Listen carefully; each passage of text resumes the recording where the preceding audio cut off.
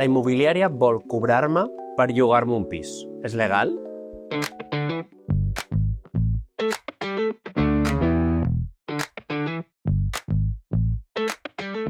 Mira, això ha estat clar des del primer moment. És il·legal que la immobiliària et cobri honoraris per les seves gestions quan signes un contracte de lloguer. I sí, també quan li posen títols creatius, com ara assessorament legal o suport en la recerca. És que no es pot. No es pot.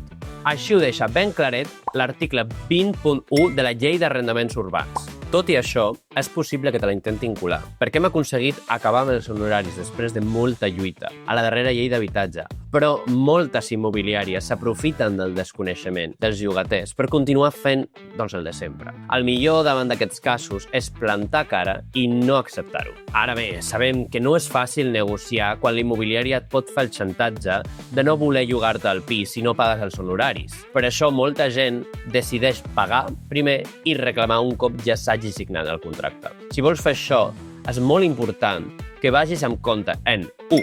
Com pagues aquests honoraris? 2. Quins missatges intercanvies amb l'immobiliària? I 3. Què posa la factura? Tot això serà molt important per reclamar que et tornin aquests diners. Si t'han cobrat honoraris, fes-te del sindicat i t'ajudarem a recuperar-los fàcilment. I no et preocupis per la paperassa.